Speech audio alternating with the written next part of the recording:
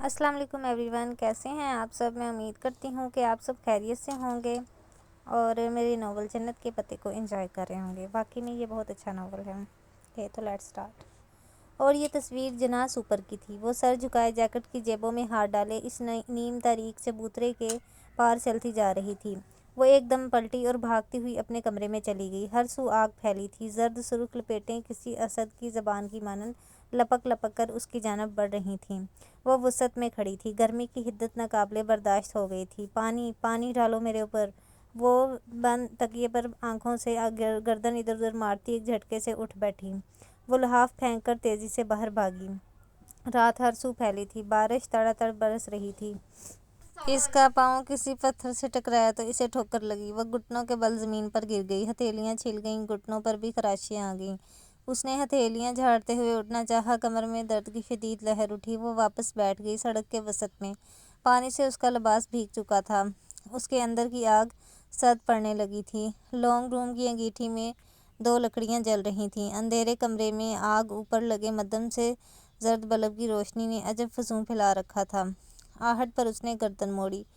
آؤ بیٹھو، وہ نرمی سے کہتی صوفے کے ایک طرف ہو گئی اور دونوں ہاتھوں سے وہ لمبا سا کاغذ رول کرنے لگی۔ یہ آگ بجھا دو، وہ آتش دان میں بھڑکتے شعلوں کو دیکھتے ہوئے بولی تو اس کی آواز بے وقت ادا کی بارش کی طرح گیلی تھی۔ عائشہ بنا تردد کے اٹھی اور آتش دان کے ساتھ لگا سوئچ گھمایا۔ آگ بجھ گئی۔ مصنوعی انگارے سرخ رہ گئے جو دراصل ہیٹر کے راڈ تھے۔ اب آؤ، عائشہ اپنی بات دہرا کر دل کے رول کر کے لپیٹے کاغذ پر ربڑ بینڈ چڑھانے لگی۔ اپنے گھر فون کر لو، وہ لوگ پریشان ہوں گے۔ مجھے ڈر لگتا ہے، میں سب کو فیس کیسے کروں گی؟ جس اللہ نے تمہاری پہلے مدد کی وہ اب بھی کرے گا۔ 3 دن ہو گئے ہیں، اب تک سب کو پتہ چل گیا ہوگا۔ جب تمہارا قصور نہیں ہے تو ڈرو مت۔ عائشہ کارڈ لیس اس کی طرف بڑھایا۔ اس نے کارڈ لیس پکڑتے ہوئے عائشہ کو دیکھا۔ سیاہ سکارف میں لپیٹا اس کا چہرہ مدھم روشنی میں بھی دمک رہا تھا۔ اس نے وال کلاک کو دیکھا۔ یہاں آدھی رات تھی تو وہاں 9-10 بجے ہوں گے۔ گھر کا نمبر اسے زبانی یاد تھا۔ وہ بھیگی انگلیوں سے بٹن پش کرنے لگی، پھر کان سے لگایا۔ عائشہ اپنے پیمانے پر پرکار اور پنسل سمیٹ کر چھوٹی تھیلی میں ڈالنے لگی۔ ہیلو، وہ فاطمہ کی آواز تھی۔ ہیلو اماں، میں حیا، میں ٹھیک ہوں۔ سوری بیٹا، میں تمہیں اتنے دنوں سے فون نہیں کر سکی۔ اصل میں مہوش کی دعوتیں ہو رہی ہیں۔ ابا کدھر ہیں؟ وہ یہ سامنے بیٹھے ہیں، کراچی گئے تھے، آج ہی واپسی ہوئی ہے۔ کسی کو پتہ نہیں چلا، اسے پتہ چل گیا تھا۔ اماں سے پھپھو کا نمبر لے کر اس نے انہیں کال کی۔ اچھی بھتیجی ہو تم بھی، کھانے کا کہہ کر غائب ہو گئی۔ میں تو پہلے دن سے ہی پریشان ہوں، اس کو بھی نہیں اٹھا سکتی تھی۔ مجسم مرتضیٰ؟ ہاں وہی، اس نے بتایا کہ تم اپنی ہوسٹ آنٹی کے گھر تھا۔ مجھے بتا تو دیا ہوتا حیا، پھپھو کافی فکر مند تھیں۔ اوہ مجسم؟ وہ اس پزل میں اتنا الجھا ہوا تھا کہ اسے سمجھ نہیں آیا کہ حیا نے پھپھو کی طرف رکنا ہے یا ہوسٹ آنٹی کی طرف۔ میں نے کہا تھا نا سب ٹھیک ہو جائے گا، اب تم آرام سے سارے دن کے ساتھ رہو۔ ہاں چلوں گی، ہمارے ساتھ جنگل جاؤ گی؟ ہاں۔ وہ ذرا سا مسکرائی۔ آگ سے مت ڈرا کرو، آگ سے اسے ڈرنا چاہیے جس کے پاس اللہ کو دکھانے کے لیے کوئی اچھا عمل نہ ہو۔ تم تو اتنی اچھی لڑکی ہو، تم کیوں ڈرتی ہو؟ اس نے ویران نگاہوں سے عائشہ کی طرف دیکھا۔ میں اچھی لڑکی نہیں ہوں، کوئی لڑکی بری نہیں ہوتی، بس اس سے کبھی کبھی کچھ برا ہو جاتا ہے، اور تم سے بہت کچھ اچھا بھی تو ہوا ہے نا۔ تم نے ایک امیر اور طاقتور شخص کے لیے اپنے شوہر کو نہیں چھوڑا، تم نے وفا نبھائی، اس سے بڑی اچھائی کیا ہوگی؟ میری دنیا تمہاری دنیا سے مختلف ہے عائشہ، ہم میں بہت فرق ہے۔ چلو پھر تم ڈھیر سارے دن میری دنیا میں رہو۔ تم کون ہو عائشہ؟ میرا مطلب ہے تمہارا۔ اس نے فقرہ ادھورا چھوڑ دیا۔ میں اس گھر کی مالکن ہوں، بہاریں میری بہن ہے اور آنے میری دادی کی سگی بہن ہے۔ آنے ترک ہے، میں اس گھر کی مالکن ہوں۔ آنے ترک ہے مگر ان کا شوہر انڈین تھا۔ آنے عبدالرحمن پاشا کی ماں؟ ہاں وہی۔ تو عبدالرحمن تمہارا چچا کا لگا، وہ سوچ سوچ کر کہہ رہی تھی۔ وہ جواباً سادگی سے مسکرائی۔ چچا باپ کا سگا بھائی ہوتا ہے، اس لحاظ سے وہ میرا اور بہارے کا چچا ہے، نہ ہی محرم۔ وہ سر ہلا کر اٹھ کھڑی ہوئی۔ عائشہ گل نے کہا تھا کہ اس سفید محل کی مالکن وہ ہے۔ صبح اس نے عائشہ کا لایا ہوا لباس زیب تن کیا، پوری آستینوں والی، پاؤں کو چھوتی آف وائٹ میکسی جس کا گلا گردن تک بند تھا۔ بہارے گل اٹھ جاؤ، اور کتنا سوؤ گی؟ فیروزی اسکارف اور اسکرٹ بلاؤز پر لمبا سویٹر پہنے وہ باہر جانے کے لیے تیار تھی۔ بس 5 منٹ اور عائشہ گول کمبل سے بہارے کی آواز آئی۔ ہماری امت کے صبح کے کاموں میں برکت ہوتی ہے بہارے، جو اہل صبح روزی کی تلاش میں نکلتے ہیں ان کا رزق بڑھتا ہے، جو پڑھتے ہیں ان کا علم بڑھتا ہے، اور جو سوتے رہتے ہیں ان کی نیند بڑھ جاتی ہے، اور پھر وہ سارا دن سوتے ہی رہتے ہیں۔ بہارے منہ بسوڑتی کمبل پھینک کر اٹھ کھڑی ہوئی۔ عائشہ اس کا کمبل بھی طے کرنے لگی۔ تم ہمارے ساتھ چلو گی حیا؟ ہاں۔ ابھی تم جنگل جاؤ گی؟ نہیں، پہلے ہم سفیر کی ممی کی طرف جائیں گے، مجھے ذرا کام تھا ان سے۔ ٹھیک ہے نا؟ عائشہ نے تائید چاہی۔ شور، اس نے اشارے چکا دیے۔ یہ سب کس کے لیے؟ ہم جنگل لکڑیاں کاٹنے جاتے ہیں۔ یہاں لکڑیاں کاٹنے کی اجازت ہے تو نہیں، مگر ہمارے پاس خصوصی پرمٹ ہے۔ ہم لکڑی کی چیزیں بنا کر بازار میں بیچتے ہیں۔ اتنے بڑے گھر کی مالکن کو بڑے بننے کی کیا ضرورت ہے؟ حیا سلیمان، ہمیں انڈر ایسٹیمیٹ مت کرو، ہم بہت مہنگی چیزیں بناتے ہیں، وہ ہنس کر کہتے ہوئے اندر بیٹھ گئیں۔ بگی اب بنگلوں سے گری سڑک پر دوڑنے لگی۔ عثمان انکل کا گھر کہاں ہے؟ وہیں مسجد کے پاس۔ تم نے ہماری مسجد دیکھی ہے نا؟ وہاں تم ایک دفعہ آئی تھی۔ ہاں مجھے یاد ہے، میں نے تب تم دونوں کو دیکھا تھا، وہ ہوا سے اڑتے بالوں کو سمیٹتے ہوئے بولی تھی۔ بہارے کے چہرے پر بار بار اس کے بال اٹھ کے آ رہے تھے۔ ہاں وہ میرا کزن ہے۔ شوہر بھی؟ اچھا، تو عائشہ مسکرا دی۔ وہ بھی جواباً ذرا سا مسکرائی۔ شیخ عثمان شبیر کا بنگلہ باقی بنگلوں کی نسبت ذرا سادہ تھا۔ ایک بڑے کمرے میں جہاں فرشی نشست تھی، حلیمہ آنٹی ان کا انتظار کر رہی تھیں۔ وہ بہت ملنسار، بہت خوبصورت خاتون تھیں۔ یہ حیا ہے، میں نے بتایا تھا نا۔ عائشہ قالین پر ان کے سامنے دو زانو ہو کر بیٹھ گئی۔ میں جانتی ہوں، اچھا کیا جو حیا کو ساتھ لائی ہو۔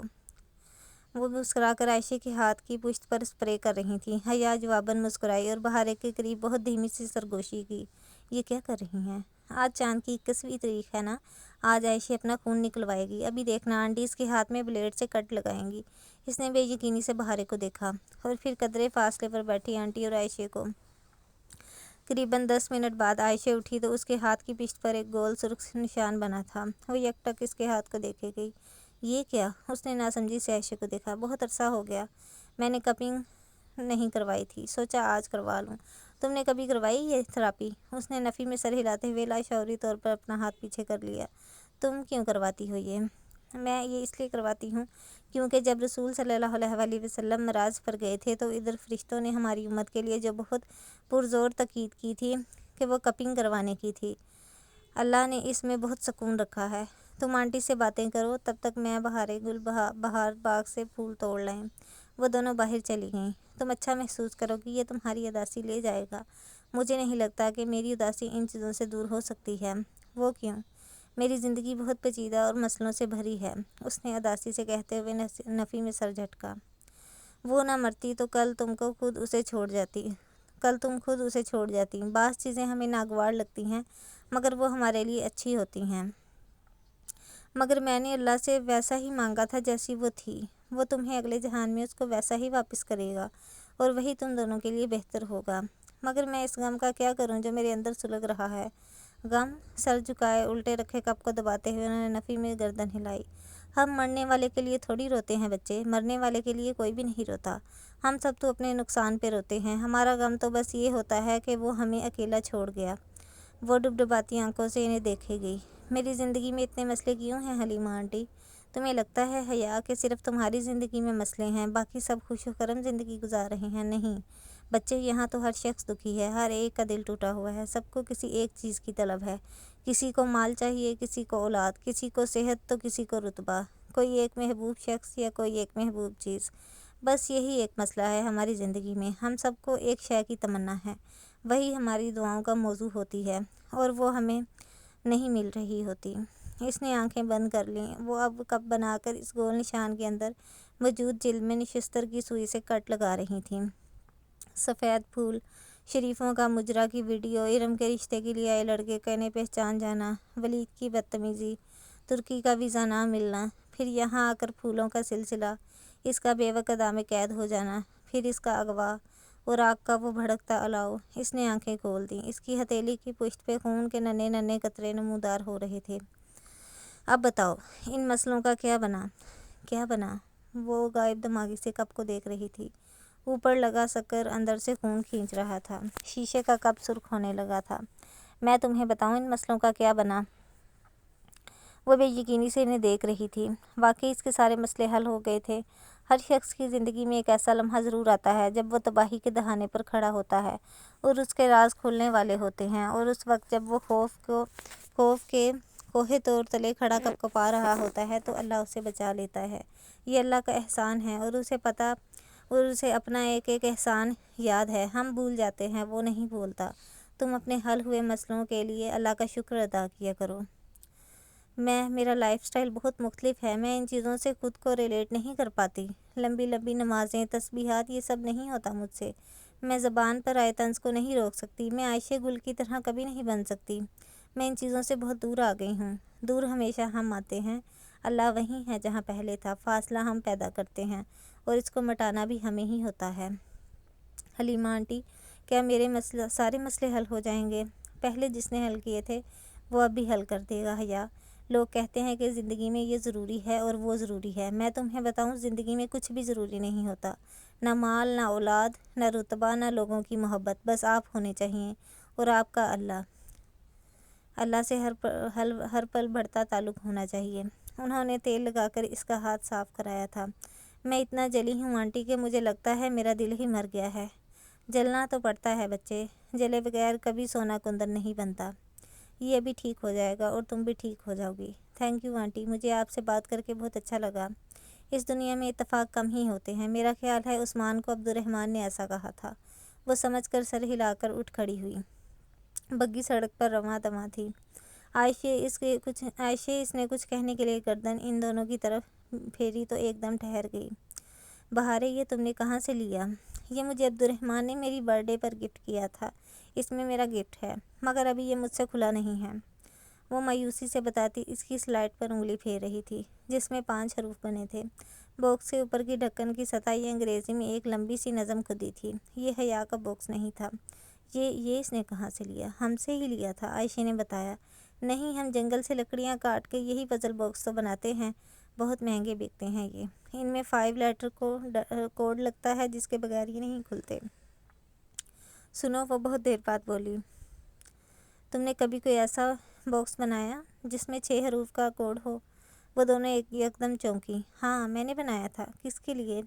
عبدالرحمن کا کوئی ملازم تھا، اس نے 6 حرفی کوڈ بار کا آرڈر دیا تھا تو میں نے بنا دیا۔ مہینہ پہلے کی بات ہے۔ تو اس کوڈ کو تم نے ہی رکھا ہوگا، تمہیں وہ یاد ہے؟ یاد؟ عائشہ نے جھم کر ہنسی۔ عائشہ میں 6 حروف ہوتے ہیں۔ ترکچی میں عائشہ کو بھی ایسے لکھتے ہیں کیا؟ اس نے چنبے سے پوچھا۔ نہیں، ترکچی میں عائشہ گل لکھتے ہیں، مگر یہ باکس انگریزی حروف تہجی میں تھا، اس لیے انگریزی میں لکھا۔ جو شخص تم سے یہ خریدنے آیا تھا اس کو جانتی ہو تم؟ میں نہیں جانتی اس کو۔ اچھا۔ حیا نے بہارے کو اس کا پزل باکس واپس کر دیا۔ اب وہ اپنے پزل باکس کے بارے میں سوچ رہی تھی جو اس کے کمرے میں رکھا تھا۔ اگر وہی باکس تھا جو عائشہ نے بنایا تھا اور اسے عبدالرحمن کے ہی کسی آدمی نے عائشہ سے خریدا تھا، اور قومی امکان تھا کہ اس نے وہ ڈولی کے پاس بھجوا دیا تھا۔ سنو، کیا عبدالرحمن پاشا کو معلوم ہے کہ تم نے اس کے کسی ملازم کے لیے باکس بنایا ہے؟ حیا، مجھ سے بہت سے لوگ باکسز خریدتے ہیں، میں ہر ایک کی خبر عبدالرحمن کو نہیں کرتی، اور اس نے تو مجھے عبدالرحمن کو بتانے سے منع کیا تھا۔ تمہیں اسی لیے بتا رہی ہوں کیونکہ اس نے صرف عبدالرحمن کو بتانے سے منع کیا تھا۔ بگی اس بل کھاتی سڑک پر اوپر چڑھ رہی تھی۔ بل آ کر ایک جگہ بگی بان نے بگی روک دی۔ عائشہ نیچے اتری اور بگی کے پیچھے مرصع صندوق سے اوزاروں کا بھاری تھیلا نکالا۔ تم چلو گی؟ عائشہ نے تھیلا اٹھاتے ہوئے ذرا فکرمندی سے اسے دیکھا۔ ہاں، میں بہتر محسوس کر رہی ہوں۔ بہارے سب سے آگے اچھلتی کودتی ذرا لہک لہک کر کچھ گاتی چل رہی تھی۔ کائنات وہ ہے جسے تو نے بنایا، اور سیدھا رشتہ وہ ہے جسے تو نے کھو دیا۔ بس تو قدموں کو پھیر دے اپنی رضا کی طرف، اے بلندیوں کے رب۔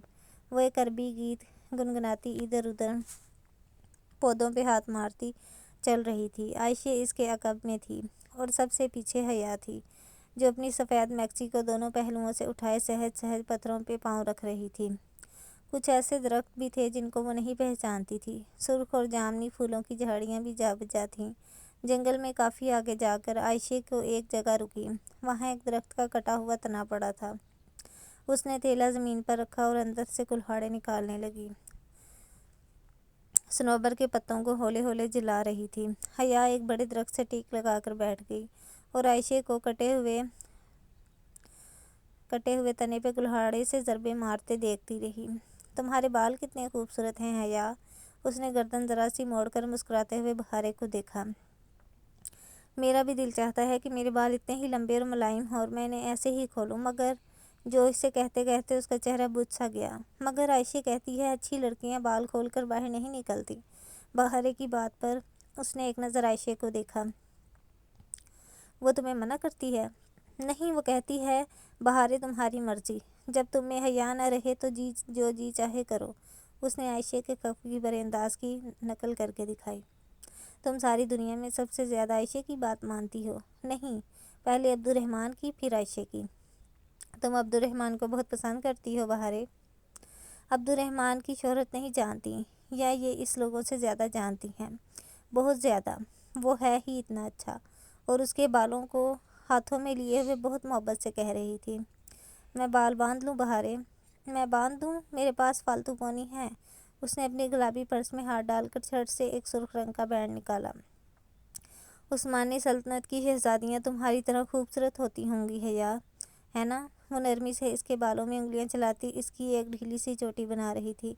मेरी अम्मा कहती हैं कि मैं इतनी खूबसूरत ना लगती है अगर मैं अपनी ग्रूमिंग पे इतनी मेहनत ना करती। तुम्हारा और आयशे का शुक्रिया, वरना मेरे बाल ना बचते। दोस्त किस लिए होते हैं? बहारे ने मुस्कुराकर शाने उचकाए। अच्छा, अपना पजल बॉक्स दिखाओ, मैं उसकी पहेली देखूं। बहारे गुल ने सर हिलाकर बैग से बॉक्स निकालकर इसे थमाया। बहारे, तुमने हया का गिफ्ट नहीं बनाया? ओह हाँ, मैं अभी आई। बहारे माथे पर हाथ मारती उठी बड़े थैले में से एक खाली टोकरी निकाली और दरख्तों के दरमियान उछलती पुदकती आगे भाग गई। आयशा वापस काम में मसरूफ़ हो गई। हया सर तने से टिकाए बॉक्स को चेहरे के सामने लाकर देखने लगी।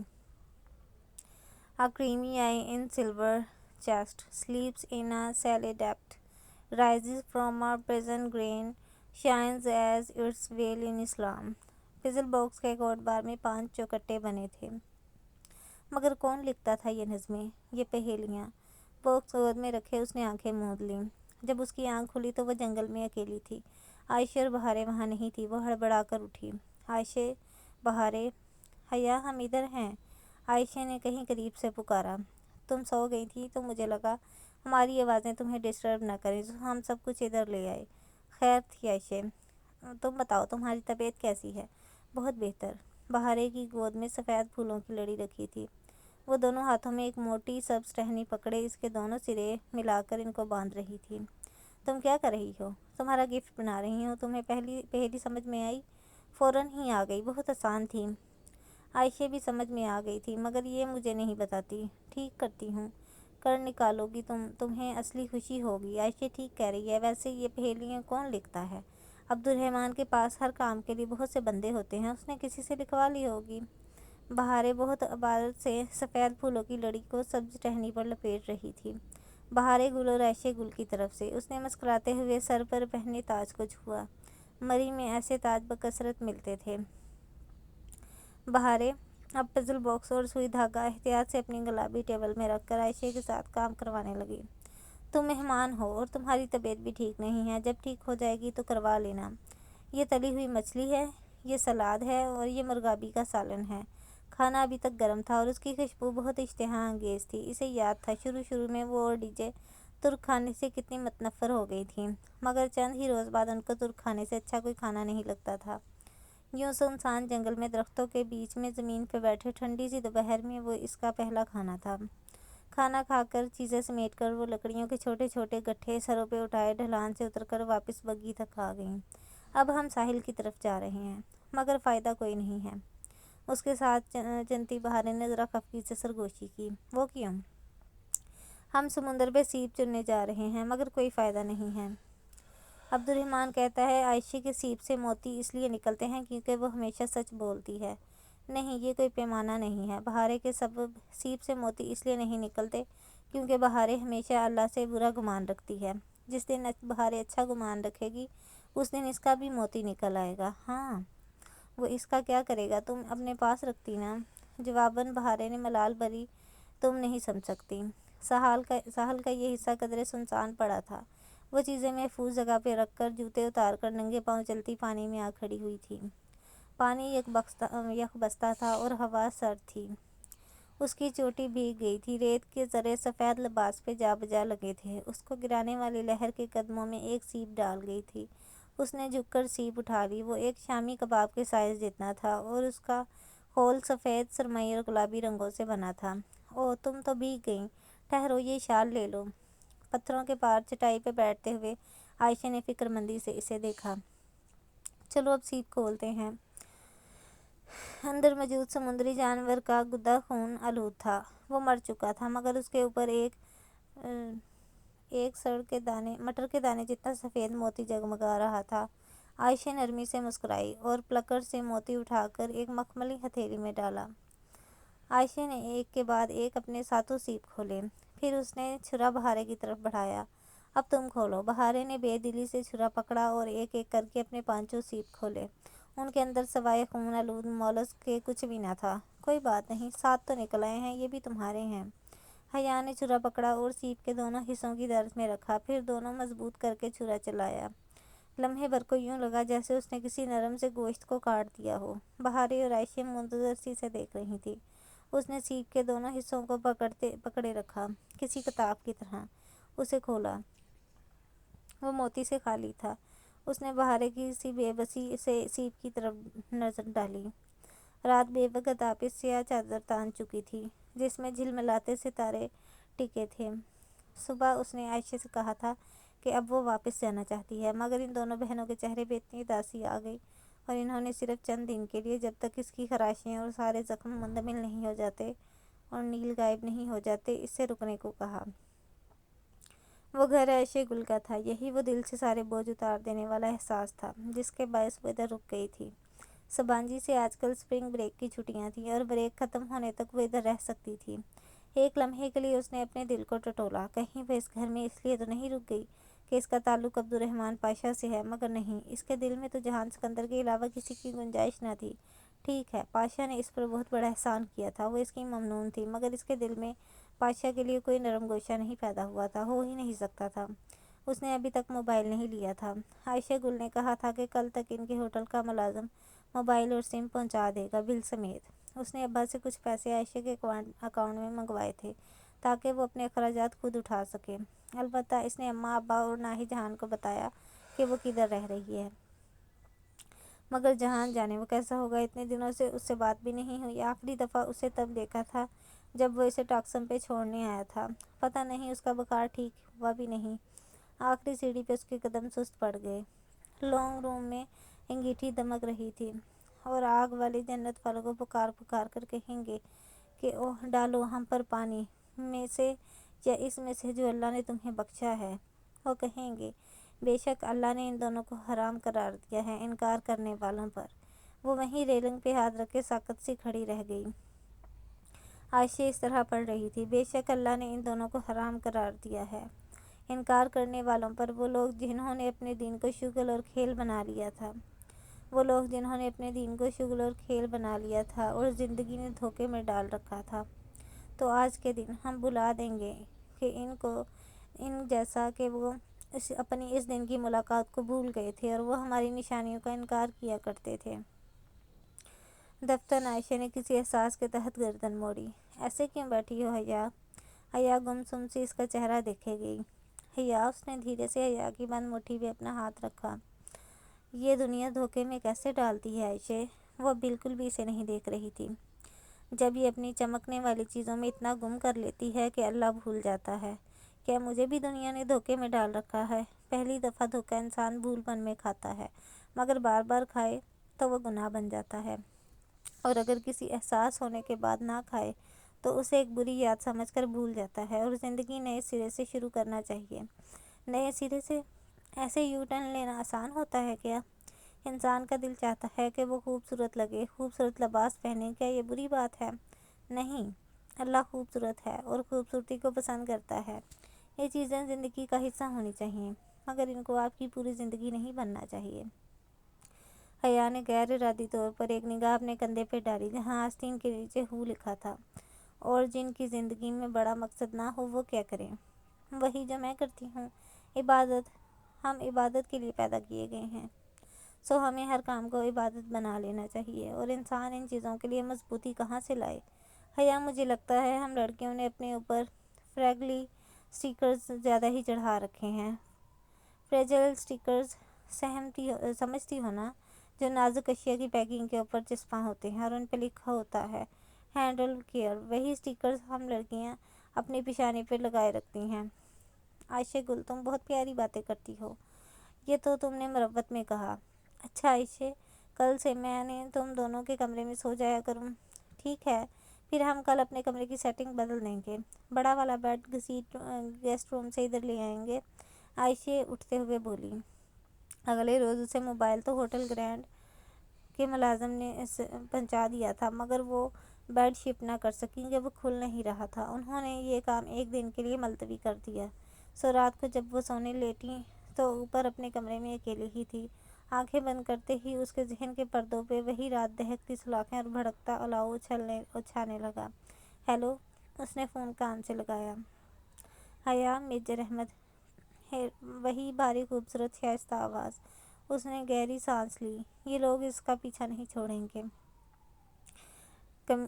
کس لیے؟ کہیے کس لیے فون کیا ہے؟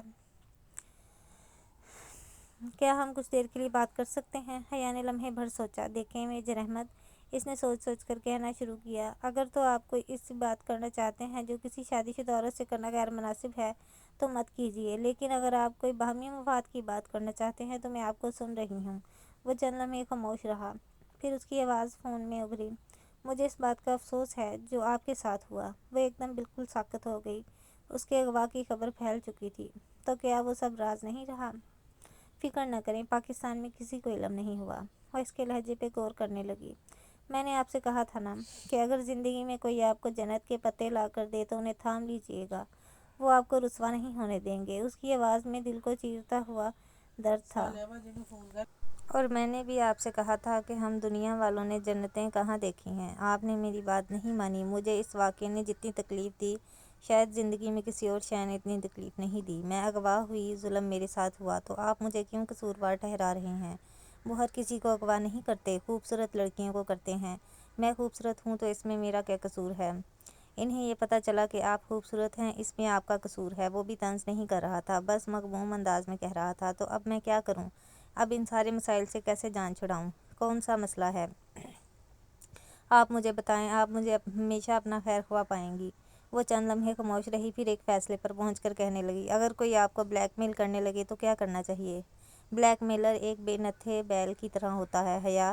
اس سے بھاگیں گی تو وہ آپ کا تعاقب کرے گا اور تھکا تھکا کر مار دے گا۔ سو اس سے کمر کس کے بھاگنے کی بجائے اس کا سامنا کریں اور آگے بڑھ کر اس کے سینگوں سے پکڑ کر۔ دنیا کا کوئی ایسا بلیک میلر نہیں ہے جس کی اپنی کوئی ایسی کمزوری نہ ہو جس پہ اسے بلیک میل نہ کیا جا سکے۔ آپ کی کمزوری کیا ہے؟ بہت سی ہیں، کمزوریاں پوچھی نہیں تلاشی جاتی ہیں، لیکن میں بلیک میلر نہیں ہوں۔ اگر مجھے آپ کی کمزوری تلاشنی ہوتی تو پوچھتی نہیں۔ اس نے ذرا محفوظ سے انداز میں جتایا۔ ویسے وہ پزل باکس مجھے کس نے بھیجا تھا؟ وہ جواباً خاموش رہا۔ میجر احمد، میرا خیال ہے اب ہم یہ ڈم گیم بند کر دیں اور یہ بات تسلیم کر لیں کہ آپ مجھ سے خواجہ سرا بن کر ملتے رہے ہیں۔ اس نے پنکی کے بجائے خواجہ سرا کہنا مناسب سمجھا۔ میں تسلیم کرتا ہوں، آپ پنکی تھے، مگر ڈولی کون تھا؟ ARP کی ماں نے بتایا تھا آپ کو۔ کیا میں نے کبھی ڈولی کا اصلی چہرہ دیکھا ہے؟ نہیں، آپ اسے نہیں جانتی۔ وہ باکس مجھے ڈولی نے بھیجا ہے، مگر اس کی پہیلی وہ کس نے لکھی تھی؟ کون لکھتا ہے یہ پہیلیاں؟ کیا آپ لکھتے ہیں؟ وہ خاموش رہا۔ میجر صاحب، مجھے سچ سچ بتا دیں، ویسے میں جانتی ہوں کہ وہ آپ ہی لکھتے ہیں۔ آپ جیسے لوگ منظر عام پہ آنے کی بجائے پس منظر میں بیٹھ کر عقل کی ڈوریں ہلاتے رہتے ہیں۔ جی، وہ میں لکھتا ہوں۔ وہ کریمی آئی والی پہیلی بھی آپ نے لکھی تھی؟ بلکہ آپ سے لکھوائی گئی تھی۔ جی، وہ میں نے ہی لکھی تھی۔ آپ نے پزل باکس کھول لیا؟ جی، کھول لیا، اور مجھے وہ مل گیا جو ڈولی نے مجھ تک پہنچانا چاہتا تھا۔ وہ بالوں کی لٹ انگلی پہ لپیٹتی بڑے اطمینان سے کہہ رہی تھی۔ واقعی؟ اس کی آواز میں محتاط سی حیرت تھی۔ جی، پہیلی آسان تھی، میں نے بوجھ لی۔ ویسے جو اس میں تھا اس وقت میرے ہاتھ میں ہے، اور اس نے مجھے ایک بہت حیرت انگیز انکشاف کیا ہے۔ جو باکس میں تھا اور آپ کے ہاتھ میں ہے اور اس نے آپ پر ایک انکشاف کیا ہے۔ وہ رک رک کر اس کے الفاظ دہرا کر جیسے تصدیق چاہ رہا تھا۔ جی بالکل، جواباً وہ دھیرے سے ہنس دیا۔ نہیں، آپ سے ابھی تک وہ باکس نہیں کھلا، لیکن مجھے آپ کا یوں ذہن استعمال کر کے مجھے گھیر کر کچھ اگلوانے کی کوشش اچھی لگی۔ حیا نے تلملا کر موبائل کو دیکھا۔ اسے کیسے پتہ چلا کہ وہ جھوٹ بول رہی ہے؟ اچھا، مجھے نیند آ رہی ہے، وہ بیزار سی بولی۔ آپ بے شک سو جائیں، مگر پلیز فون بند مت کیجیے گا، وہ جیسے التجا کر رہا تھا۔ جب میں کچھ بولوں گی نہیں تو آپ کیا سنیں گے؟ میں آپ کی خاموشی سنوں گا، میں سو رہی ہوں۔ ہائے، اس نے تکیے پہ سر رکھتے ہوئے جان چھوڑو والے انداز میں کہا، مگر پھر اس نے واقعی موبائل بند نہیں کیا۔ ایک ہاتھ سے فون کان سے لگائے، دوسرا بازو آنکھوں پہ رکھے وہ کب سو گئی اسے علم نہیں ہوا۔ صبح اٹھتے ہی اس نے موبائل چیک کیا تو میجر احمد کی کال کا دورانیہ 3 گھنٹے اور 20 منٹ لکھا آ رہا تھا۔ وہ دم بخود رہ گئی۔ اس نے تو بامشکل 10 منٹ میجر محمد سے بات کی تھی، تو کیا 3 گھنٹے وہ اس کی خاموشی سنتا رہا تھا؟ عجیب آدمی تھا یہ بھی۔ پھر جس روز اس نے عائشہ کے ساتھ ان دونوں بہنوں کے کمرے کی سیٹنگ تبدیل کرنے پر پروگرام بنایا، اس صبح اس نے جہان کو اپنا نمبر میسج کر دیا۔ السلام علیکم، اس نے ایک دل نشیں مسکراہٹ کے ساتھ فون کان سے لگایا۔ دوسرے ہاتھ سے وہ تولیہ نرمی سے گیلے بالوں میں رگڑ رہی تھی۔ وعلیکم السلام، کیسی ہو؟ بہت اچھی، اور تم؟ جیسا پہلے تھا۔ اور تم، فون ٹھیک کروا لیا تم نے؟ امی کہہ رہی تھی تمہارا فون خراب ہو گیا تھا۔ ہاں، بہت کچھ خراب ہو گیا تھا، ویسے بھی 1-2 روز پہلے نیا فون لیا ہے۔ پھر تو بہت جلدی نمبر دے دیا تم نے۔ مجھے توقع نہیں تھی کہ کسی کو مجھ سے بات کرنے کی جلدی ہوگی، اس لیے۔ اچھا، اپنے یہ طنز چھوڑو، مجھے بتاؤ تم اور موم ہو۔ میں ذرا مسافات میں آیا ہوا تھا، تمہارے کیمپس سے 10 منٹ کی ڈرائیو پر ہوں۔ چلو پھر ساتھ لنچ کرتے ہیں۔ اسی پر عائشہ کچھ لینے کمرے میں داخل ہوئی۔ نہیں، میں ابھی کیمپس تو۔ عائشہ نے لمحے بھر کو غور سے اسے دیکھا، پھر جیسے سمجھ کر سر ہلاتی آگے آئی اور ڈائننگ ٹیبل پر رکھے مگ میں سے پین نکالا۔ نوٹ پیڈ کے اوپری صفحے پر کچھ لکھا۔ اس نے پیڈ حیا کو تھمایا۔ حیا، یہ کریمی آئی کیا ہے؟ کوئی ہنٹ دے دو، جو بوجھے گا گفٹ اسی کا ہوگا، اس نے جواباً زور سے آواز دی۔ بہاریں فوراً خاموش ہوئی۔ عبدالرحمن کا تحفہ کسی دوسرے سے شیئر کرنے کا تصور بھی اس کے لیے سوہان روح تھا۔ اس صبح وہ ابھی گہری نیند میں تھی جب اس کا موبائل اچانک بجنے لگا۔ چمکتی اسکرین پہ جہان کا نام جل بجھ رہا تھا۔ اس نے خمار آلود سا ہیلو کہتے ہوئے فون کان سے لگایا۔ میں فیری سے بے وقت آ رہا ہوں، تم پورٹ پہ پہنچ جاؤ۔ کیا؟ وہ ایک جھٹکے سے اٹھ بیٹھی۔ تم آ رہے ہو؟ اس کے لہجے میں سارے زمانے کی خوشی در آئی تھی۔ ہاں، میں نے سوچا بندے کو اتنا مصروف بھی نہیں ہونا چاہیے، وہ ہنس کر بولا۔ وہ لحاف پہن کر باہر کو بھاگی۔ عائشہ کچن میں کام کرتی نظر آ رہی تھی۔ بہاریں کرسی پہ بیٹھی ناشتہ کر رہی تھی۔ آج تم جنگل نہیں جاؤ گی؟ بس میں نے کہہ دیا، حلیمہ آنٹی نے کہا تمہیں پورا سبق دوبارہ یاد کرنے کی ضرورت ہے۔ مگر عائشہ، بہاریں نے منہ بسور کر پلیٹ پرے ہٹائی۔ عائشہ، مجھے پورٹ جانا ہے۔ وہ بھاگتی ہوئی چوکھٹ میں آن رکی۔ میرا کزن آ رہا ہے استنبول سے۔ ٹھیک ہے، پھر ہم پہلے پورٹ چلے جائیں گے۔ ٹھیک، وہ اپنی خوشی چھپاتی تیار ہوتے واپس بھاگ گئی۔ وہ 2 روز قبل حلیمہ آنٹی کے عائشہ کے ہاتھ کے لیے ایک میرون رنگ کا شیشوں کے کام والا کرتا بھیجا تھا۔ اس نے نیلی جینس پہ وہی گھٹنوں تک آتا کرتا پہن لیا اور گیلے بال کھلے چھوڑ دیے۔ بہاریں کو حلیمہ آنٹی کے پاس چھوڑ کر وہ دونوں فیری پورٹ پر آ گئیں۔ فیری ابھی 5 منٹ قبل پہنچا تھا۔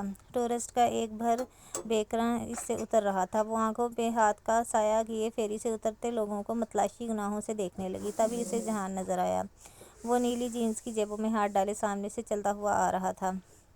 جہان کو اپنے قریب دیکھ کر وہ بے اختیار مسکرا دی۔ جہان، او ہیئر، اس نے ہاتھ اونچا کر کے بلایا۔ جہان نے دیکھ لیا، تب ہی دھیما سا مسکراتا ان کی طرف آ گیا۔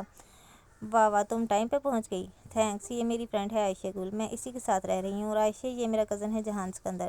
السلام علیکم، عائشہ نے اپنے نرم ازلی خوش اخلاقی انداز میں سلام کیا۔ وعلیکم السلام، اس نے مسکراتے ہوئے سر کو جنبش دی۔ تو تم ان کی بن بلائی مہمان بنی ہوئی ہو؟ ارے نہیں، بن بلائی کیوں، ہم نے خود حیا کو باسد اسرار چند دن ادھر رکنے کا کہا تھا۔ عائشہ ذرا جھنک گئی۔ پھر تھوڑی دیر ہی وہ رک پائی کہ اسے جنگل جانا تھا۔ وہ چلی گئی تو وہ دونوں بندرگاہ سے ہٹ کر سڑک کی طرف آ گئے۔ تمہارا فون اتنی افراتفری میں آیا کہ میں ناشتہ بھی نہیں کر سکی۔ میں بازار میں ریسٹورنٹس کے کھلے فرنٹ سے اشتہا انگیز سی خوشبو آ رہی تھی۔ پھر جاؤ اور میرے لیے بھی ناشتہ لے آؤ، مگر پے میں کروں گا۔ اس نے والیٹ نکال کر چند نوٹ نکالے۔ ترک رسم و رواج کے مطابق ادائیگی ہمیشہ میزبان کرتا ہے، اور ادھر میزبان میں ہوں جہان۔ چھوڑو ترک رسوم کو، ہم پاکستانی ہیں۔ شکر ہے تمہیں یاد تو رہا۔ اس نے نوٹ پکڑے اور ریسٹورنٹس کی قطار کی سمت چلی گئی۔ وہاں سڑک کے ایک طرف ریسٹورنٹس تھے اور دوسری طرف قطار میں بینچ اور میزیں ایسے لگی تھیں جیسے کسی چرچ کی لگی ہوتی ہیں۔ جہان ایک بینچ پہ بیٹھ گیا اور کوہنیاں میز پہ رکھ کر دونوں مٹھیاں باہم ملا کر ہونٹوں پہ رکھے اسے دیکھنے لگا۔ جو سڑک کے پار ایک ریسٹورنٹ کے سامنے کھڑی تھی۔ چند ثانیے بعد جب وہ واپس پلٹی تو اس کے ہاتھ میں ٹرے تھی جس میں کافی کے کپ اور سینڈوچز رکھے تھے۔ اس نے سڑک پار کی اور ٹرے میز پہ جہان کے سامنے رکھی۔ شکریہ، اس نے مسکرا کر کہتے ہوئے ایک کپ اٹھا لیا۔ اور اب تم واپس استنبول آ جاؤ، بہت رہ لیا ادھر۔ کیوں؟ کافی کا کپ لبوں تک لے جاتے ہوئے وہ بے ساختہ رکی تھی۔ ممی تمہیں یاد کر رہی تھی۔ صرف ممی؟ تو پھر جہان سکندر 1 گھنٹے کی مسافت طے کر کے مجھ سے ملنے آنے کا احسان کتنے دن تک جتائیں گے؟ قریباً جہان مسکرا کر کچھ کہتے کہتے رکا اور اس کی آنکھوں میں الجھن ابھری۔ تمہاری آنکھ پہ کیا ہوا ہے؟ اس کی نگاہیں حیا کے چہرے پر سے پھسلتی گردن پہ گئیں۔ اور ہونٹ اور گردن، یہ تمہیں چوٹ لگی ہے؟ ہاں، بہت گہری چوٹ لگی تھی۔ کیسے؟ میں گر گئی تھی، بہت بہت بری طرح گر گئی تھی۔ وہ اس کی آنکھوں میں دیکھتے ہوئے بھی کہیں دور چلی گئی تھی۔ اوہ، اب ٹھیک ہو؟ حیا نے اس بات میں سر ہلا دیا۔ اور یہ تم نے اپنی عمر سے اتنی چھوٹی لڑکی سے دوستی کرنا کب سے شروع کر دی؟ جب سے اپنی عمر والی ساتھ چھوڑ گئی۔ ایک بوجھل سی خاموشی دونوں کے درمیان حائل ہوئی۔ خیر، یہ 2 بہنیں عمر میں اتنی چھوٹی نہیں ہیں، بس چہرے سے لگتی ہیں۔ عائشہ 20 سال کی ہے اور چھوٹی بہارے 9 سال کی۔ انہوں نے میری مدد کی تھی، یوں ہماری دوستی ہو گئی۔ کیسی مدد؟ میرے بالوں پہ کچھ گر گیا تھا حادثاتی طور پہ، وہ عائشہ نے اتار دیا۔ مگر تم فکر نہ کرو، اب سب کچھ پہلے جیسا ہو گیا ہے۔ مگر کچھ تو بدلا ہے حیا؟ وہ کافی کے گھونٹ لیتا ذرا الجھن سے اس کو دیکھ رہا تھا۔ ہاں، کچھ تو بدلا ہے۔ ایک ڈولی تھا جو کسی نگران فرشتے کی طرح اس کا پہرا دیا کرتا تھا۔ ایک میجر احمد تھا جو اس کی خاموشی سننے کے لیے 3 گھنٹے فون کان سے لگائے رکھتا تھا۔ ایک عبدالرحمن تھا جو دوسرے ملک میں ہونے کے باوجود اس کی مدد کے لیے آتا تھا۔ اور ایک جہان سکندر تھا جو اس کی وضاحت پر مطمئن ہو جاتا تھا، جو اس کے چہرے کے زخم تو دیکھ سکتا تھا مگر ان کے پیچھے اس کی جلی ہوئی روح اسے نظر نہیں آتی تھی۔ جو نظر آتا ہے وہ تو سب دیکھ لیتے ہیں، جو نہیں نظر آتا وہ کوئی ہی دیکھ سکتا ہے، اور جہان ایسے لوگوں میں شامل نہیں تھا۔ دفتر میسج ٹون بجی تو جہان نے موبائل جیب سے نکالا اور دیکھا۔ ممی کو بتا کر نہیں آیا تھا، ان کی تفتیش شروع ہو گئی ہے۔ تم جتنی ان کی مانتے ہو میں جانتی ہوں، وہ مجھ سے کچھ منواتی نہیں ہیں، ورنہ شاید میں ان کی واقعی مانتا۔ اس نے پیغام بھیج کر سیل فون وہی میز پر رکھ دیا۔ حیا نے ایک نظر اس کے فون کو دیکھا۔ تو وہ سم ون اسپیشل کون تھا جس نے تمہیں یہ فون گفٹ کیا تھا؟ جہان نے موبائل اٹھا کر اس کی طرف بڑھایا۔ تو وہ سم ون اسپیشل، یہ تم رکھ لو، میں اور لے لوں گا۔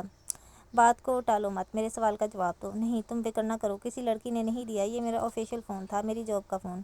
میرے باس نے دیا تھا۔ تمہارا باس؟ اس کی آنکھوں میں الجھن ابھری۔ مگر تم تو اپنا کام کرتے ہو نا؟ ہمیشہ سے تو اپنا نہیں کرتا تھا، یہ ریسٹورنٹ تو 1.5-2 سال پہلے کھولا تھا، اس سے پہلے تو بہت سی جابس کی ہیں۔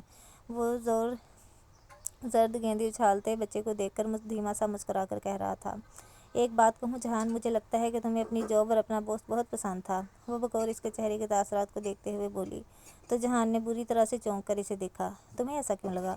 کیونکہ ابھی اپنے باس اور جاب کا ذکر کرتے ہوئے تمہاری آنکھوں میں جو چمک اور جو محبت در آئی ہے نا، یہ میں نے پہلے تب دیکھی تھی جب تم ہمارے کچن میں مجھے اس اسپیشل گفٹ کے بارے میں بتا رہے تھے، اور اب بھی یہ سب کہتے ہوئے تمہارا چہرہ ایک دم سے اتنا گلو کرنے لگ گیا کہ مجھے لگا اس ذکر سے وابستہ کوئی خاص یاد تمہارے ذہن میں چل رہی ہے۔ تم تو چہرے پڑھنے لگ گئی ہو۔ وہ جیسے سنبھل کر مسکرایا۔ بتاؤ نا، تمہیں اپنی پچھلی جاب بہت پسند تھی؟ ہاں، بہت زیادہ۔ تو وہ جاب کیوں چھوڑ دی؟ بعض دفعہ انسان کو بہت کچھ چھوڑنا پڑتا ہے، اپنی سلطنت، اسے خود کو خود جلا وطن کرنا پڑتا ہے۔ ان شہزادوں کے جزیروں کو ترکی میں ادالار کہتے ہیں، کیونکہ یہاں ان شہزادوں کو جلا وطن کر کے بھیجا جاتا تھا جو سلاطین کو اپنے تخت کے لیے خطرہ لگتے تھے۔ وہ بات کو کہیں اور لے گیا۔ ہاں، اور میں سوچتی ہوں جہان، وہ جلا وطن شہزادے اپنے پرانے شاہانہ دور کو یاد کتنا کرتے ہوں گے، اور جو خود کو خود ہی جلا وطن کرتے ہیں۔ کچھ دیر بعد دونوں ساحل سمندر پہ پتھروں کی قطار پہ چل رہے تھے۔ تمہارا ریسٹورنٹ کیسا جا رہا ہے؟ رینوویشن کروا رہا ہوں، اور میری لینڈ لیڈی بھی کوئی لائر کر رہی ہے میرے خلاف۔ میری یہ سمجھ میں نہیں آتا کہ اس کے پاس ایک دم سے خود کا اتنا پیسہ کہاں سے آ گیا وہ اتنا مہنگا لائر کر سکے۔ حیا کا دل آزردگی کے سمندر میں ڈوب کر ابھرا، اور وہ جانتی تھی کہ اس کے پاس اتنا پیسہ کہاں سے آیا تھا، وہ سب اس کی غلطی تھی۔ تو تم اب کیا کرو گے؟ آج کل بس چھپا ہوا ہوں، اسی لیے ریسٹورنٹ سے بھاگ کر ادھر آ گیا ہوں۔ ذرا لو پروفائل رکھی ہوئی ہے، وہ دھیرے سے ہنس کر بولا۔ تم اس سے اتنا ڈرتے ہو؟ ڈرتا تو میں فرقان ماموں اور سائمہ مامی کے سوا کسی سے نہیں ہوں۔ سمندر کی ایک تیز لہر آئی اور ان کے قدموں کو بھگو کر واپس پلٹ گئی۔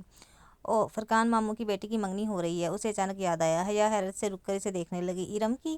کب؟ کس سے؟ کل رات مامی کا فون آیا تھا ممی کو، انہوں نے ہی بتایا تھا۔ فنکشن کا تو معلوم نہیں کب ہے، البتہ رشتے طے ہو گئے ہیں۔ مگر کس سے؟ فرقان ماموں کے کسی دوست کی فیملی ہے، زیادہ تفصیل مجھے معلوم نہیں، وہ شانے چکا کر بولا۔ وہ دونوں پھر سے چلنے لگے تھے۔ ارم نہیں مانی ہوگی، تایا نے زبردستی کی ہوگی، وہ یہی سوچ رہی تھی۔ تمہیں پتہ ہے جہان، اماں ابا اور تائی کی بڑی خواہش تھی کہ ارم کا رشتہ رحیل سے ہو۔ اب پتہ نہیں تائی نے کہیں اور کیوں کر دیا رشتہ، مگر رحیل تو… وہ کچھ کہتے کہتے ایک دم رکا۔ زندگی میں پہلی بار وہ کچھ کہتے کہتے رکا تھا۔ رحیل کی پڑھائی ختم ہو چکی ہے، جب میں پاکستان واپس جاؤں گی وہ تب آنے والا ہی ہوگا۔ جواباً جہان نے گہری پرکھتی نظر اس پر ڈالی۔ تمہارا رحیل سے رابطہ ہے جہان؟ پھوپھو نے ایک دفعہ بتایا تھا کہ تم لوگ ان ٹچ ہو۔ ہاں، کبھی کبھی بات ہو جاتی ہے، میں اس سے ملا تھا امریکہ میں۔ اچھا، کب؟ اس نے تو نہیں بتایا۔ پرانی بات ہے، 3 سال تو ہو ہی گئے ہیں، وہ شانے چکا کر بولا۔ ایک تو پتہ نہیں اس کے گھر والوں کو ہر بات اپنے تک محدود رکھنے کی عادت کیوں تھی۔ ابھی پاکستان میں اس نے اماں سے اسکندر انکل کے کیس کا پوچھا تو اسے معلوم ہوا کہ اماں ابا کو سب پتہ تھا۔ جہان، تم نے کبھی سیب چنے ہیں؟ یہاں سیب ہوتے ہیں؟ وہ ذرا حیران ہوا۔ ہاں، تمہیں نہیں پتہ؟ آؤ سیب چنتے ہیں، ان سے موتی نکلیں گے۔ واقعی؟ اب دیکھتے ہیں کہ تمہارا موتی نکلتا ہے یا نہیں۔ وہ چیلنجنگ انداز میں مسکراتی آگے بڑھ گئی۔ ان دونوں کو ایک ایک ہی سیب ملی تھی۔ حیا نے دور بیٹھے ٹورسٹ کی ٹولی سے ایک بڑا چھرا لیا جو وہ فروٹ کاٹنے کے لیے لائے تھے، اور جہان کے پاس واپس پتھروں پہ آ بیٹھی۔ پہلے اس نے اپنی سیب کھولی، وہ خالی تھا۔ پھر اس نے چھرا جہان کی طرف بڑھا دیا۔ جہان نے بلیڈ سیب کے کھول کے درز میں رکھ کر احتیاط سے اسے کاٹا اور کتاب کی مانند اسے کھول لیا۔ حیا نے گردن آگے کر کے دیکھا۔ 3 موتی جگمگا رہے تھے۔ وہ متحیر سی ان چمکتے موتیوں کو دیکھ رہی تھی۔ جہان نے چھری کی نوک سے موتی اکھاڑے، ان کو پانی سے دھویا اور جیب سے ایک ٹشو نکال کر ان میں لپیٹا۔ یہ تمہارے ہوئے۔ اس نے ٹشو حیا کی طرف بڑھایا۔ اس نے دھیرے سے نفی میں سر ہلایا۔ تم اتنے قیمتی موتی کسی دوسرے کو کیسے دے سکتے ہو؟ تمہیں نہیں معلوم کہ اگر یہ بہارے گل کے نکلتے تو اس کے لیے کتنے قیمتی ہوتے۔ اس کی زندگی کا واحد مسئلہ موتی ہیں جو اس کی سیب سے کبھی نہیں نکلتے۔ شام میں وہ عائشہ کے لیپ ٹاپ کے سامنے بیٹھی رحیل سے اسکائپ پہ بات کر رہی تھی۔ جہان دوپہر میں ہی واپس چلا گیا تھا اور وہ اس کے بعد سیدھی گھر آ گئی تھی۔ جب تک رحیل آن لائن نہیں ہوا وہ سوچتی رہی کہ 3 سال پرانی بات رحیل نے کیوں نہیں بتائی۔ 3 سال پہلے کیا کبھی اس نے اشاروں کے ناحوں میں ہی بتایا کہ اسے سبین پھوپھو کا بیٹا ملا تھا؟ اس کی ہر سوچ کا جواب نفی میں تھا۔ وہ ایک دم سے چونکی۔ 3.5 سال قبل ایک دن رحیل کا اچانک ہی فون آیا تھا۔ اس نے اسے 3 لاکھ روپے منگوائے تھے۔ ابا، میں جھوٹ نہیں بول رہا، مجھے واقعی ضرورت ہے۔ اور ہر کیوں کے جواب میں وہ یہی کہتا کہ پاکستان آ کر بتاؤں گا۔ حیا کو اس کی پریشانی دیکھ کر پکا یقین تھا کہ اس نے کسی دوست کی کوئی قیمتی شے گم کر دی ہے اور اس کی قیمت بھرنے کے لیے مانگ رہا ہے۔ پھر پتہ نہیں رحیل نے ابا کو وجہ بتائی یا نہیں، مگر اب سارے معاملے کو دوبارہ یاد کرتے ہوئے وہ سوچنے لگی کہ کیا واقعی کوئی باہمی تعلق تھا۔ رحیل آن لائن آ گیا اور اب اس کا چہرہ اسکرین پر نظر آ رہا تھا۔ تم نے جہان کو کون سا نقصان بھرنے کے لیے اسے پیسے منگوائے تھے؟ لمحے بھر کو تو رحیل کو سمجھ نہیں آیا کہ وہ کیا کہہ رہی ہے۔ پھر وہ ذرا حیرت سے بولا، یہ تم سے کس نے کہا ہے؟ تم پہلے میرے سوال کا جواب دو۔ تم سے جہان کا کوئی نقصان ہوا تھا نا جب وہ تمہارے پاس امریکہ آیا تھا؟ تم نے ابا سے پیسے منگوائے تھے؟ تم سے یہ جہان نے کہا ہے؟ وہ چمبے سے پوچھ رہا تھا۔ جس نے بھی کہا ہو، تم میرے سوال کا جواب دو رحیل۔ وہ چند لمحے خاموش رہا، جیسے شش و پنج میں ہو۔ تم جہان سے کیوں نہیں پوچھ لیتی؟ وہ سب کچھ بتا چکا ہے، مگر تم سے اس لیے پوچھ رہی ہوں تاکہ یہ جان سکوں کہ میرا بھائی مجھ سے کتنا جھوٹ بول سکتا ہے، تلخ لہجے میں کہہ کر اس نے رحیل کے چہرے کو دیکھا۔ تمہیں بتائے دیتا ہوں۔ پھر وہ ذرا توقف سے بولا، وہ ایک رات کے لیے بہت اچانک میرے پاس آیا تھا۔ اس کے بائیں کندھے پر گولی لگی تھی اور اسے بروقت طبی امداد چاہیے تھی، مگر وہ ہسپتال نہیں جانا چاہتا تھا۔ سو اس کے کہنے پہ میں نے اپنی ایک ڈاکٹر فرینڈ کو بلایا جو تب اپنی ریزیڈنس کر رہی تھی، تو اس نے میرے اپارٹمنٹ میں یہ جہان کو ٹریٹ کیا اور بینڈیج وغیرہ کیا۔ پھر جہان نے مجھے بس اتنا بتایا کہ اس کے پیچھے کوئی ہے اور وہ کسی سے بھاگتا پھر رہا ہے۔ اس کے پاس ترکی کے ٹکٹ کے لیے بھی پیسے نہیں تھے، سو اس کے پیسے مانگنے میں نے ابا سے کہہ کر راتوں رات پیسے ارینج کیے تھے۔ وہ حق دق سے جا رہی تھی۔ ابا کو پتہ ہے اس بات کا؟ نہیں، اور تم بھی مت بتانا، وہ پہلے ہی جہان سے متنفر رہتے ہیں۔ یہ بات بتائی تو وہ تو اس بس جہان کی لاپرواہی کی وجہ سے اس سے کھنچے کھنچے تھے، مگر اب ایسا نہیں ہے۔ نہیں، وہ کسی اور بات پہ اس سے برگشتہ تھے۔ اب مت پوچھنا کہ وہ کیا بات تھی، میں ابھی جلدی میں ہوں، بعد میں بتا دوں گا، مگر اتنا یقین رکھو کہ وہ جس زخمی حالت میں میرے پاس آیا تھا، مجھے وہ اسی دن سے… اور وہ دوسری بات… اس نے اصرار کرنا چاہا، مگر رحیل اسے کوئی موقع دیے بغیر میز سے اپنی چیزیں سمیٹنے لگا۔ اس کے گھر والے اس کو چھوٹا سمجھ کر اس سے باتیں چھپاتے کیوں تھے آخر؟ عائشہ نے لیٹتے ہوئے بہارے پر کمبل برابر کیا، پھر ایک نظر اسے دیکھا جو بہارے کی اس طرف لیٹی چھت کو تکے جا رہی تھی۔ عائشہ! اس نے عائشہ کی نگاہوں کا ارتکاز محسوس کیا تھا، شاید وہ اسے پکارنے کا ارادہ پہلے سے رکھتی تھی۔ کہو، عائشہ پہلو کے بل لیٹی نرمی سے بہارے کے گنگریالے بالوں کو سہلا رہی تھی۔ میری سیب سے موتی کیوں نہیں نکلتے؟ میں اتنا جھوٹ تو نہیں بولتی، وہ چھت کو تکتی ہوئی کہنے لگی۔ تم بہارے کے فلسفے کو ذہن سے نکال دو، یہ تو رزق ہوتا ہے، کبھی نکل آتا ہے کبھی نہیں۔ چند لمحے کمرے کی تاریکی میں ڈوب گئے۔ عائشہ میں نے اسی طرح چھت کو تکتے ہوئے اسے پکارا، کیا مجھے دنیا نے دھوکے میں ڈال رکھا ہے؟ تمہیں کیا لگتا ہے؟ پتہ نہیں، مجھے لگتا ہے جیسے میں بہت دور نکل آئی ہوں، اتنی دور کہ میں ان باتوں سے خود کو ریلیٹ نہیں کر پاتی جو تمہاری زندگی کا حصہ ہیں۔ حیا، دور ہمیشہ ہم ہو جاتے ہیں، اللہ دور نہیں جاتا۔ وہ نگاہوں کا زاویہ موڑ کر عائشہ کو سوالیہ انداز میں دیکھنے لگی۔ اگر تمہیں لگتا ہے کہ دوریاں بہت بڑھ گئی ہیں تو انہیں ختم کرنے کی کوشش میں پہل بھی تمہیں کرنی ہوگی۔ کیسے؟ وہ بے اختیار بول اٹھی۔ تم کیا کرنا چاہتی ہو؟ میرا بازو مجھ سے روز یہ سوال کرتا ہے کہ میں کون ہوں۔ میں چاہتی ہوں کہ میرے پاس اس کے سوال کا کوئی اچھا جواب ہو۔ میں زندگی میں کچھ اچھا کرنا چاہتی ہوں، اس لیے تاکہ تمہاری سیپ سے موتی نکل آئیں۔ نہیں، وہ ذرا خفت زدہ ہوئی، بلکہ اس لیے تاکہ مجھے اس آگ میں کبھی نہ جلنا پڑے جس سے مجھے اب بہت ڈر لگتا ہے۔ پھر اس فاصلے کو سمیٹنے کی کوشش کرو۔ کیسے؟ حیا، یہ جو ہمارا اللہ سے فاصلہ آ جاتا ہے یہ سیدھی سڑک کی طرح نہیں ہوتا، یہ پہاڑ کی طرح ہوتا ہے۔ اس کو بھاگ کر طے کرنے کی کوشش کرو گی تو جلدی تھک جاؤ گی، جست لگاؤ گی تو درمیان میں گر جاؤ گی، اڑنے کی کوشش کرو گی تو ہوا ساتھ نہیں دے گی۔ عائشہ سانس لینے کو لمحہ بھر کے لیے رکی۔ یہ فاصلہ بیبی اسٹیپ سے عبور کیا جاتا ہے، چھوٹے چھوٹے قدم اٹھا کر چوٹی پہ پہنچا جاتا ہے۔ کبھی بھی درمیان میں پلٹ کر نیچے اترنا چاہو گی تو پرانی زندگی کشش شکل کھینچ لے گی اور قدم اترتے چلے جائیں گے۔ تو میں کیا کروں؟ تم اپنی کوئی محبوب شے اللہ کے لیے قربان کر دو۔ اس کی بات پر حیا نے لمحے بھر کے لیے سوچا۔ اس کے پاس کون سی ایسی شے تھی؟ سبانجی کے ڈوروں میں میرے پاس ایک ڈائمنڈ کی رنگ پڑی ہے، وہ بہت قیمتی ہے۔ قیمتی چیز نہیں، محبوب چیز قربان کرو۔ ضروری نہیں ہے کہ تمہاری محبوب چیز قیمتی بھی ہو، وہ مسکرا کر بولی۔ اور میں بتاؤں کہ تمہاری محبوب ترین شے کیا ہے؟ کیا؟ تمہاری انا۔ تم اسے قربان کر دو۔ مگر کس کے لیے؟ وہ ذرا حیرت سے بولی۔ اپنے چچا کی کسی بیٹی کے لیے۔ تمہارے کوئی چچا اور ان کی بیٹیاں ہیں؟ حیا نے دھیرے سے اس بات میں سر ہلایا۔ تم ان کے لیے وہ کرو جو تم کبھی نہیں کرتی۔ حیا، یہ جو چھوٹے چھوٹے طنز اور تانے ہوتے ہیں نا، ان سے بچا کرو۔ مکہ میں چند بڑے بڑے سردار تھے جو یہ سب کرتے تھے۔ جواباً عائشہ دھیرے سے ہنس دی۔ تم بہت پیاری ہو، تم بھی بہت پیاری ہو حیا، اور میں بھی بہت پیاری ہوں، بہارے نے بند آنکھوں سے کہا تو وہ دونوں چونک کر اسے دیکھنے لگیں۔ گندی بچی، تم جاگ رہی تھی؟ چلو سو جاؤ، صبح تمہیں اٹھ کر پھر ہمارے ساتھ جنگل جانا ہے۔ اب بہارے گل اکیلی جائے گی تو اچھی لڑکی بن کر جائے گی، ٹھیک ہے نا؟ عائشہ نرمی سے تائید چاہتی اس کی چوٹی گوند رہی تھی۔ ٹھیک، بہارے نے اس بات میں سر ہلا دیا۔ اور اچھی لڑکیاں جب بازار سے گزرتی ہیں تو نظریں جھکا کر گزرتی ہیں، ایسے اگر ٹھوکر لگ جائے تو؟ عائشہ نے دھیرے سے مسکرا کر اسے کہا۔ اور جو نہیں مانتی اسے لگنے دیتا ہے۔ اس نے پونی باندھ کر نچلے بالوں کو کھلا چھوڑ دیا۔ اور عمر بن خطاب رضی اللہ تعالیٰ عنہ نے کیا کہا تھا؟ حیا والی لڑکیاں کیسی ہوتی ہیں؟ وہ ہر جگہ نہیں چلی جاتی، ہر بات نہیں کر لیتی، ہر کسی سے نہیں مل لیتی۔ بہارے نے انگلیوں پہ تینوں نکات جلدی جلدی دہرائے جیسے اسے بھاگنے کی جلدی ہو۔ اور یاد رکھنا کہ جب تم میں حیا نہ رہے تو پھر جو جی چاہے کرنا۔ بہارے نے اس بات میں سر ہلایا۔ عائشہ گل، بہارے گل تم سے بہت پیار کرتی ہے۔ وہ بھاگ کر دروازے میں آئی تو حیا اس سے ملنے کے لیے جھکی۔ حیا سلیمان، بہارے گل تم سے بہت پیار کرتی ہے کہہ کر وہ باہر بھاگ گئی۔ تم بہت محنت کرتی ہو، اس کی بہن سازی کے لیے کرنی پڑتی ہے۔ چھوٹی لڑکیاں تو نرم ٹہنی کی طرح ہوتی ہیں، جہاں موڑو مڑ جائیں گی، اسے موڑو تو مڑتا نہیں ہے، زبردستی کرو تو ٹوٹ جاتا ہے۔ صحیح کہہ رہی ہو، اس نے اس بات میں سر ہلایا۔ اچھا، فون کدھر ہے؟ میرا کریڈٹ ختم ہے، پاکستان فون کرنا تھا۔ اوہ سوری، یہ پڑا ہے، عبد الرحمن کا فون آیا تھا، میں نے ادھر ہی رکھ دیا۔ اور یہ تمہاری چائے۔ اس نے کارڈ لیس فون اور حیا کو ناشتہ کا واحد جزو چائے اس کے سامنے رکھی۔ کیا کہہ رہا تھا وہ؟ بس کچھ پیپرز کا پوچھ رہا تھا۔ تم بہارے کو مت بتانا، میں نے بھی اسے نہیں بتایا، وہ اس سے بات کرنے کے لیے فون نہیں کرتا۔ فون ارم نے ہی اٹھایا۔ دعا سلام سے حال احوال پوچھنے لگی۔ آج کیسے خیال آ گیا فون کرنے کا؟ عام دنوں میں حیا کو اس فکرے سے زیادہ تب کسی شے سے نہیں چڑھتی تھی۔ ٹھیک کہہ رہی ہو، میں بھی مصروفیت کے باعث کر ہی نہیں پائی۔ تم سناؤ کیسی ہو؟ ہاں منگنی بہت مبارک ہو۔ بہت شکریہ۔ ارم کا لہجہ خاصا روکھا تھا۔ چند چھوٹی موٹی نرم باتیں کرنے کے بعد اس نے فون رکھ دیا۔ اس روز شام میں عائشہ اور بہارے جب اپنے جاننے والوں میں سے کسی کی فوتگی پہ گئی تھی تو حیا نے گھر ٹھہرنا مناسب سمجھا، مگر اب تنہائی کاٹنے کو دوڑ رہی تھی۔ وہ سارا دن اکٹھی ہوتی تھی، پھر رات کو ہوٹل گرینڈ کے گارڈ گیٹ پر وہ گارڈ جو دیسی کے سرے پہ آ کر پہرا دیتے تھے۔ میٹرو اسٹیشن کی سیڑھیوں کے دہانے پہ ذرا سی لڑکھڑائی تھی۔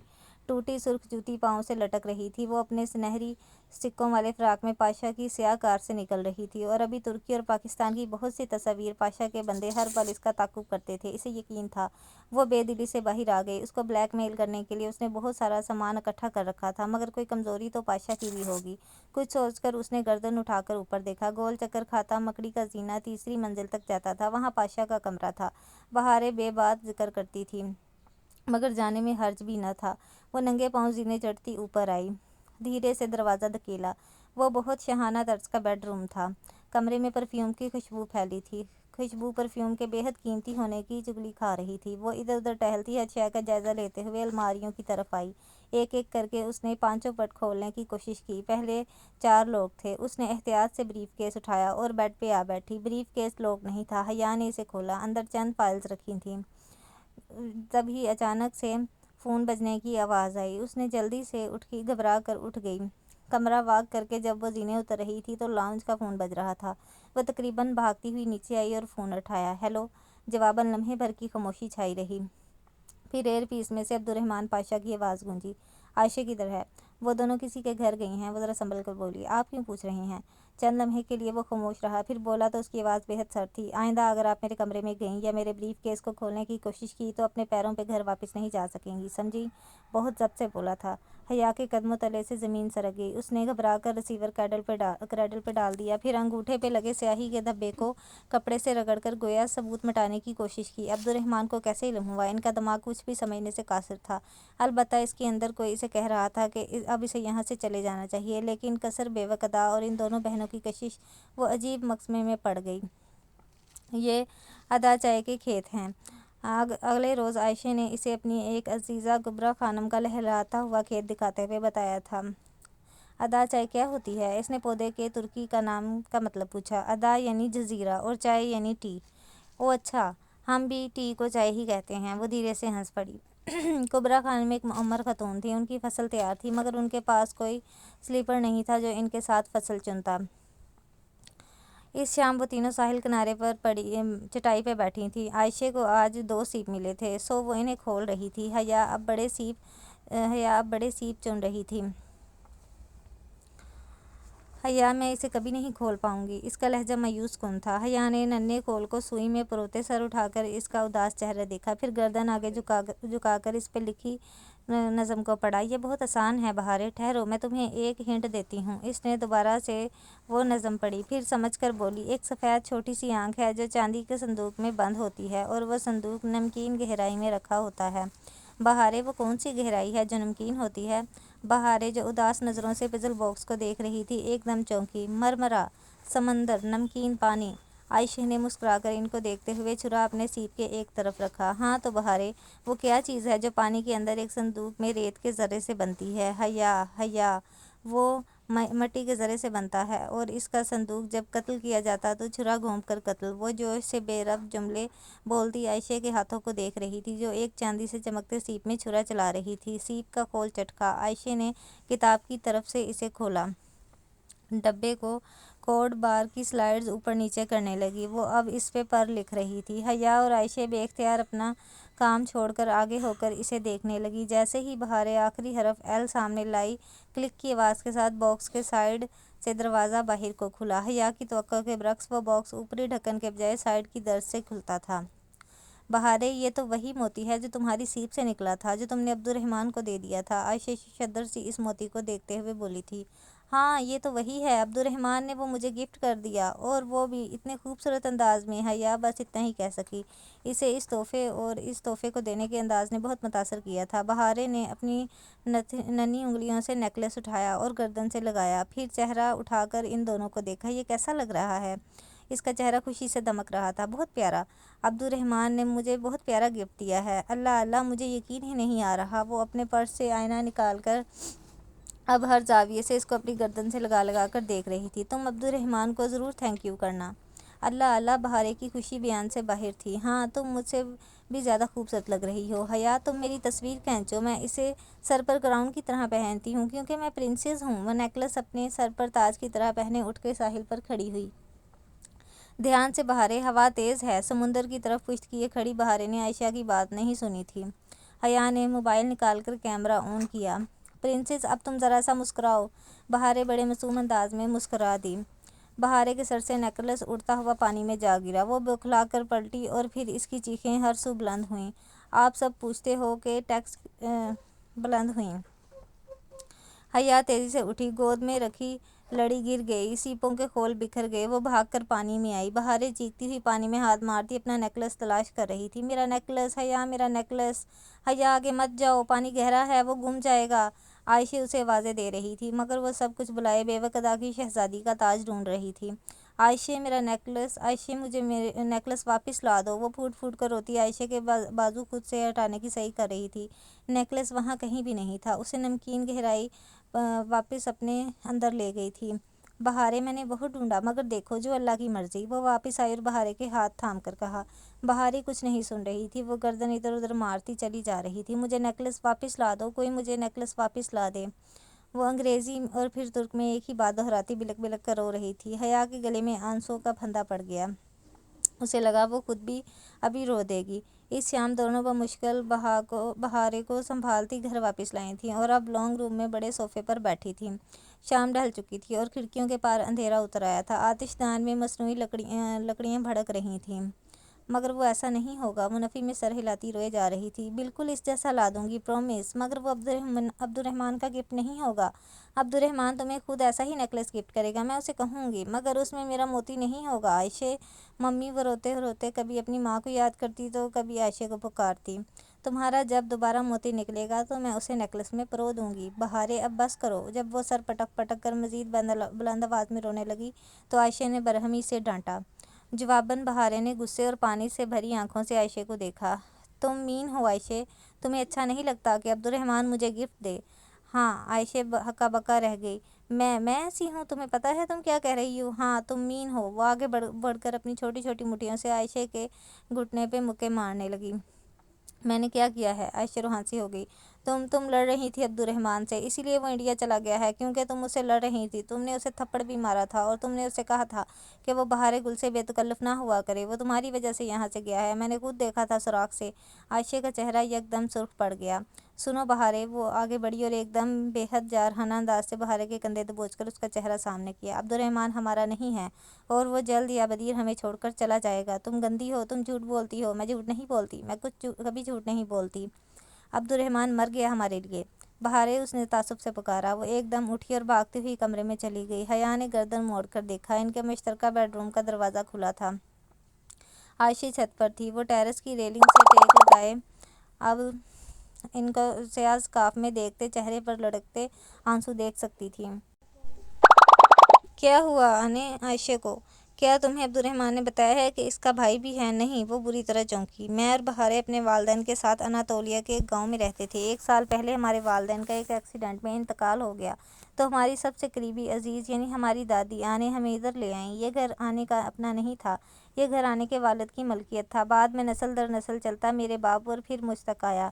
आने के दोनों बेटों ने इसे अपना हिस्सा नहीं लिया, सो आने ने कानूनी कार्रवाई के बाद इसे मेरे नाम कर दिया। जब हम यहाँ आए थे तब यहाँ सिर्फ आने और अब्दुर्रहमान रहते थे, मगर मुझे याद था कि आने का एक और बेटा भी था। मगर इसका भाई कहाँ गया?